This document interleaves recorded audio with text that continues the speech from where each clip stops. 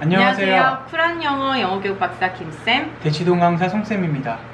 이번 6월, 9월 모의고사 보느라 참 너무 수고했습니다. 근데 6월, 9월 모의고사를 보고 너무 어렵다, 망했다 라고 생각하시는 분들 분명 있죠. 그런데요, 주제, 키워드, 단서 이 세 가지만 잘 찾게 되면 정말 수능까지 빠른 시일 내에 1등급 내지 2등급은 올리실 수 있을 거라고 확신합니다. 이번에 9월 모평을 보고 이제 저도 제가 가르친 학생들한테 어땠는지 물어봤는데 너무 어려웠다고. 멘붕이죠. 네, 그렇게 얘기를 하더라고요. 어떻게 보셨어요?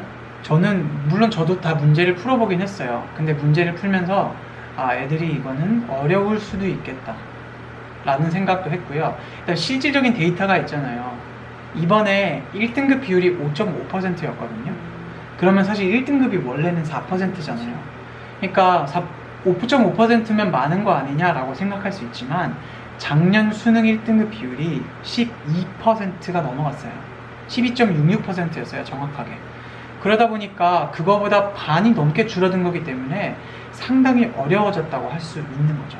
대부분 한 등급씩은 다 떨어졌을 것 같아요. 특히 6월도 어려운 편이었잖아요. 6월도 어려운 편이었어요. 왜냐면 오답률이 60%가 넘어가면 상당히 높은 거죠. 근데 60% 넘어가는 게 총 9문항이었거든요. 그러니까 32%였어요. 그런데 6월에 그랬으니 9월에 좀 쉬워지겠거니 하고 생각을 했었는데 아니에요. 네. 9월에는 60% 넘는 문항이 12개였어요. 그러니까 거의 43%였다는 거죠. 6월, 9월 모평의 중간 정도가 수능 난이도가 될 것 같다는 느낌이 드네요. 근데 6월에서 그렇게 어려웠다는 거, 그러니까 작년에 12%였는데 이번에 5%라는 거를 알았으면은 이거를 좀 난이도를 조정해줄 수도 있었는데 더 어렵게 냈다는 건 작정했네요. 네. 제가 생각했을 때는 9월 모고 정도 나오지 않을까. 그럴 수도 있죠, 그렇죠. 그러니까 좀 단단히 준비를 하셔야 하지 않을까. 그래서 2달밖에 안 남았는데 어떻게 이걸 대비하라고 막 이럴 수 있는데 충분히 가능하죠. 네, 충분히 가능합니다. 그래서 이 영상 잘 보시고 잘 대비를 하시기 바랍니다. 이 출제위원들은 대부분 이제 교수님들이 하시고 교수님들이 그런 썰들을 많이 얘기해 주세요. 맞아요, 엄청 많이 얘기하죠. 이거 출제하는 거에 대한 얘기를 굉장히 많이 해주는데 그런 말씀을 하셨어요. 이게 절대평가가 된 이유로 학생들의 영어 수준이 낮아졌다, 학력 수준이 낮아진 거에 대해서 굉장히 불만이 많으셨어요. 맞아요. 왜냐하면 아이들이 이제 대학에 들어오면 원서 수업이나 영어로 강의를 해야 되는데 그거를 못 따라가니까 못 따라가요? 지금 이 정도 해서는. 네, 그래서 이거를 높여야겠다 아예 작정을 하신 것 같아요. 그러면 이번에는 왜 어려웠을까를 생각을 해보면 저는 딱 그거였거든요. 문제 푸는 그거는 그렇게까지 어렵지는 않았었는데 물론 어렵긴 했어요. 좀 그 전보다는. 근데 소재 자체가 턱턱 막히죠. 그치, 소재 자체가 6월 모평에서는 저 어떤 느낌이었냐면은 이걸 이렇게 섞어놨지? 그러니까 그쵸, 소재를 맞아요. 여러 네. 소재를 그러니까 처음에 글을 읽다가 대략 이런 얘기가 나오겠다라는 예상을 하고 보는데 갑자기 다른 소재를 얘기하는 느낌? 예를 들어서 스포츠에 대해서 얘기를 하다가 이제 마케팅으로 얘기가 빠지는 이런 경우도 있고. 그쵸, 6월에 어휘 문제가 그랬죠. History of Science에서 역사 얘기를 하겠다는 거야, 과학 얘기를 하겠다는 거야. 그런 게 맞아요. 6월달에 상당히 많았어요. 네, 그런 식으로 해서 좀 약간 소재 자체가 너무 어렵게 느껴지게 하지 않았나. 그러니까 그렇게 됐을 때 주제를 찾기가 굉장히 모호해지는 그런 경향이 생겨게 되고, 그 다음에 9월 모의고사에서는 학생들이 좀 어렵게 생각할 수도 있는 어떤 경영, 경제, 정치 이런 관련 지문들을 좀 많이 냈어요. 그래서 그런 부분들을 봤을 때 학생들이 소재 자체나 어떤 내용을 해석을 하는 데 있어서 무슨 말이야 대체. 특히 이제 9월 모평에서는 칸트 칸트 깜짝 놀랐어요, 저는. 칸트 얘기하는데 기하 갑자기 얘기하고 이런 얘기가 왔을 때 그쵸.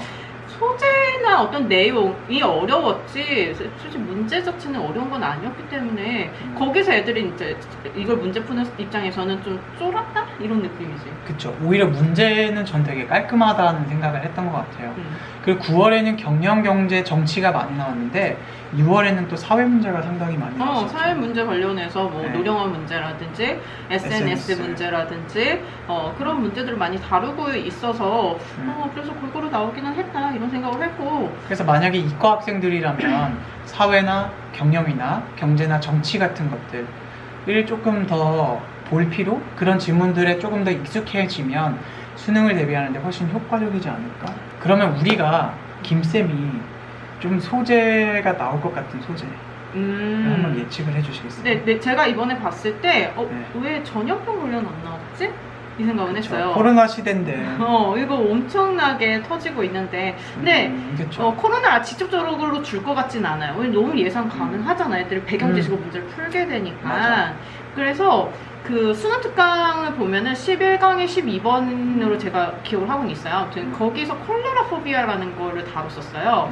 그 지문을 봤을 때 이거 되게 괜찮다. 지금 사회 현상과 굉장히 맞아 떨어진다라는 생각을 했기 때문에 그거 다시 한번 좀 봤으면 좋겠고 좀 전염병 관련으로 해서 좀 나오지 않을까라는 그런 예상을 조심스럽게 해봅니다. 그 다음에 저는 편향 관련된 문제도 좀 편향 바이어스에 관련된 것도 6월 모평에서도 바이어스 두 개 나왔죠. 네, 그 어떤 Positive 바이어스냐면 bias랑 present present bias. 바이어스가 나왔었어요. 바이어스가 저도 좀 많이 눈에 띄어요 요즘에. 그러니까 교과서 그 영어 2 교과서에도 confirmation 바이어스가 나왔었고 그 다음에 수능 특강에서도 바이어스 지문 다뤘었고요. 그 다음 3월 모평에서도 또 제 기억으로 이제 바이어스 지문을 다뤘던 걸로 기억을 해요.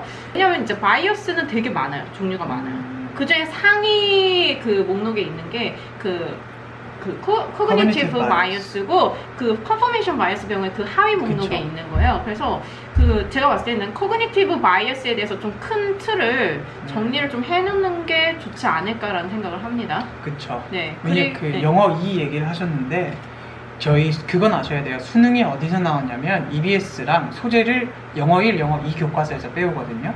그래서 김쌤이 영어 2에서 confirmation bias가 나왔다는 건 그게 수능의 소재로 될 가능성이 높다는 걸 시사하는 거죠. 왜냐면 그게 또 수특에서도 다뤄졌으니까. 그렇죠. 그 다음에 제가 이제 10년 동안 이제 이 고3 지문들을 보면서 느꼈던 게 그 실험 관련 지문이라든지 아니면 실험에 관련해서 이 연구 관련 지문들 이런 거 많이 다루고 있어요. 그러니까 연구 관련 지문들이라는 거는 오류라든지 아니면 가설이라든지 이번에 9월 모평의 41번 지문이 그 실험 관련 지문이었죠. 그렇죠. Control Group, Experimental Group, 네. 실험 집단, 통제 집단. 그거에 관련된 지문을 다루고 있는 걸 봐서는 좀 그 관련된 연구나 아니면 실험 관련된 그런 용어들을 좀 정리를 해놓는 게 좋지 않을까 생각합니다. 네, 네. 그런 게 좋을 것 같아요. 마지막으로 하나만 더 SNS 지문 요즘에 그거 많이 보이고 있어요. 저는 SNS 관련 지문도 좀 정리를 하시면 좋을 것 같습니다. 네, 그럼 저희가 실질적으로 문제가 어려웠다는 증거를 데이터를 근거로 말씀드렸고요. 그 다음에 소재가 어려웠다라는 것도 말씀드렸어요. 근데 여기서 문제를 그럼 어떻게 풀어야 되는데가 실질적으로 궁금한 그거잖아요. 그래서 제가 팁을 좀 드리려고 해요. 먼저 첫 번째는 소재에 관련된 팁인데요. 사회랑 경제나 이런 문제 많이 나왔다고 했었잖아요. 네, 맞아요. 따라서 6월 9월 24번이랑 35번 보면 둘 다 사회 문제를 다루고 있어요. 뭐 소셜 퍼셉션, 그 다음에 세금, 친족 유대관계, 이민 이렇게요. 그 다음에요. 6월 9월 21번에는요. 직업 환경 둘 다 다루고 있고요. 그 다음에 6월 9월 32번에서는 심리 다루고 있어요. 그러니까 같은 문항에서요. 같은 소재를 출제를 하는 거죠. 되게 독특하지 않아요? 이거는 어떻게 해석을 할 수 있냐면 수능에서도 요 똑같은 번호에서는 이 소재로 나올 수 있다 라는 걸 시사하기도 하고요. 아니면 사회, 직업, 환경, 심리 요 소재는 무조건 여러분들이 대비를 해야 된다 라는 걸 시사하기도 합니다. 그 다음에 두 번째예요. 문제풀이를 어떻게 실질적으로 할 수 있는지 그 팁을 빈칸. 빈칸 많이 어려워하죠. 그쵸. 빈칸에 특히나 그 3점짜리 문제가 2개 이상씩 항상 배치가 되기 때문에 여기가 이제 뭐 등급을 나누는 그런 부분이지 않을까라는 생각이 맞아요. 들어요. 그러면 빈칸 어떻게 잘 풀 수 있냐라고 할 때 빈칸은 딱 하나만 기억하면 돼요. 그러니까 주제를 잘 파악하면 된다. 그러니까 빈칸은 주제를 뚫어놓는 부분이라고 생각을 하면 돼요. 네, 그래서 이번 모의고사에서도 그 34번 6월 모평에 보면은 새 연구 관련해서 34번 문제가 나왔었어요. 이거 굉장히 어렵다고 학생들이 많이 느꼈었어요. 네. 오답률도 굉장히 높았었죠. 맞아요. 이 이거는 이제 실험 연구이기 때문에 연구의 결과를 그냥 단순하게 생각하면 돼요. 연구 결과를 빈칸에 넣는다고 생각하고 글을 읽으면 된다라는 거죠. 맞아요. 네. 그러면 이 지문 같은 경우에는 빈칸의 위치도 중요한데 빈칸의 위치가 이 지문에서는 어디 있었는지 혹시 기억하세요? 끝. 마지막에 있었죠. 근데 이제 9월 모평에서는 그 실험 지문이 32번에 있었는데 32번 지문은 첫 번째 있었어요. 그 얘기는 대부분의 주제의 위치가 위와 아래에 위치되어 있다라는 거죠. 영어식 글쓰기의 구조를 좀 파악하실 필요가 있는데 글의 구조나 어떤 전개 방식이 영어식 글쓰기에서는 주제를 위와 아래에 배치하는 그 양과식 구조를 많이 선호하게 됩니다. 그래서 주제 위치가 위나 아래가 될 가능성이 있어요. 근데 가끔씩은 이제 중간에 나오는 경우가 있는데 제가 아이들한테 설명할 때 중간에 위치할 때는 단서가 아래에 있다. 좀 아래를 집중해서 보실 필요가 있습니다. 그리고 마지막으로 빈칸을 풀 때 좀 주의해야 할 점이 제발 좀 지문 안에서 단서를 찾아서 그대로만 연결을 시키면 되는데 지문에서 이럴 것이다 저럴 것이다 그런 생각 절대 안 했으면 좋겠어요. 그리고선 그 지문에만 충실해서 지문에서 답을 뽑아와라 이 얘기를 하고 싶습니다. 그 다음에 빈칸을 풀 때 주제문으로 풀지 말아라 라고 그런 말을 들어보신 적이 있을 텐데요.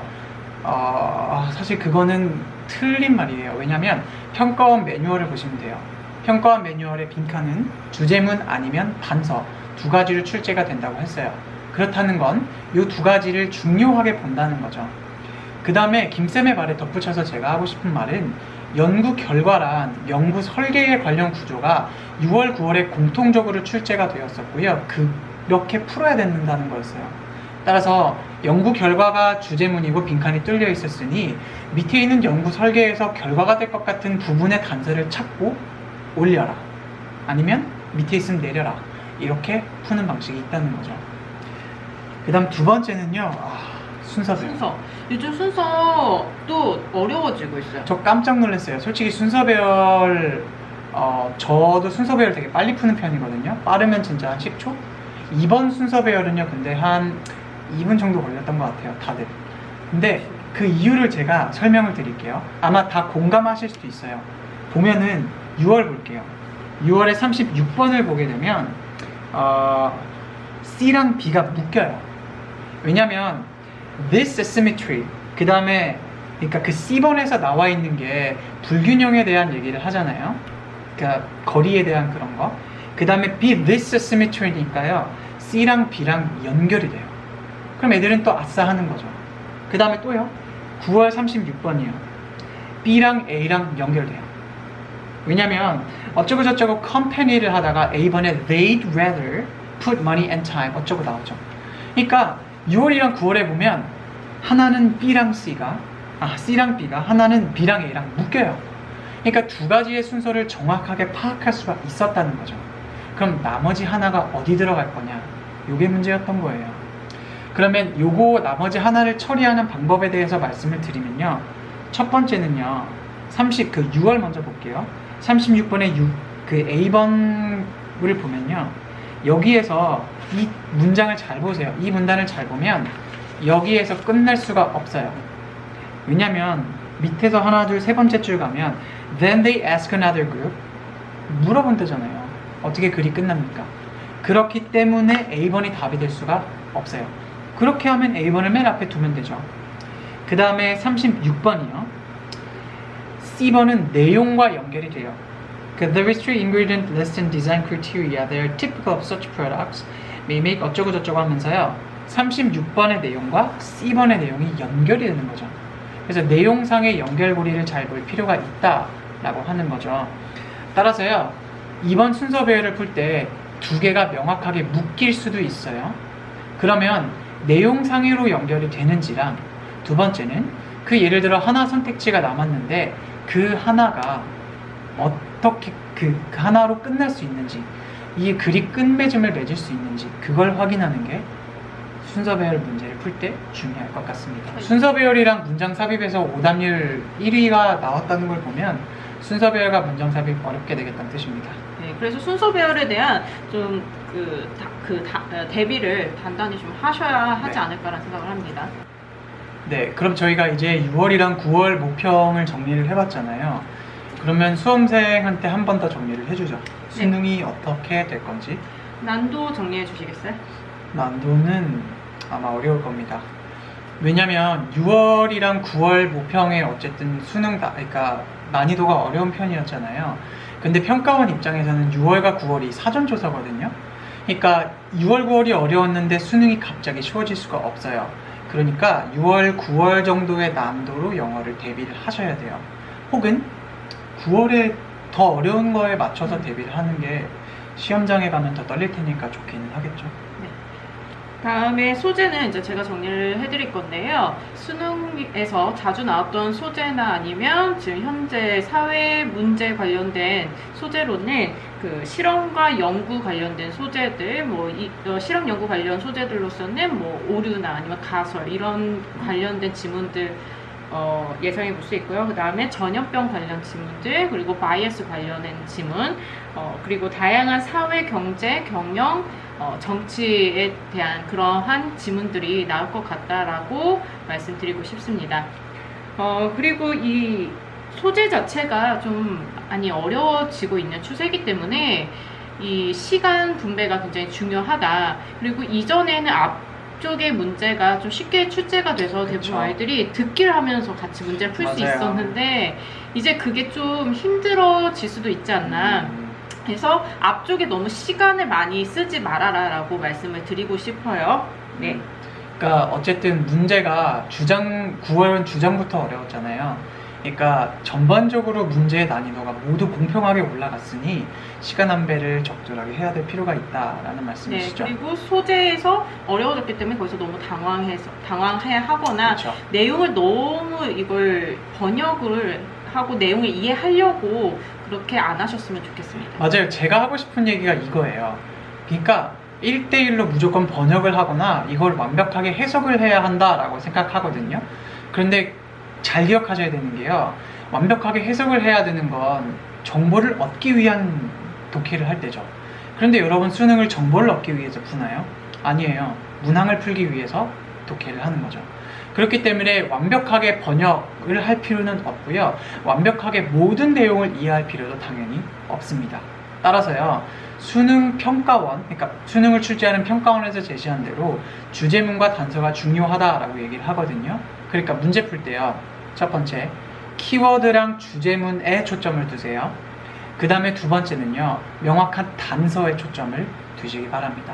완벽한 해석보단 이 두 가지를 기억을 하시면 아마 수능 얼마 남지 않았지만 훨씬 많은 향상이 있을 거라고 확신합니다. 네. 앞으로 남은 수능 대비 이제 2달 남았잖아요. 그쵸. 네, 잘 준비를 하셔서 좋은 결과가 있으시길 바라겠습니다. 네. 오늘 영상이 도움이 되셨다면 구독과 좋아요 버튼을 눌러주세요.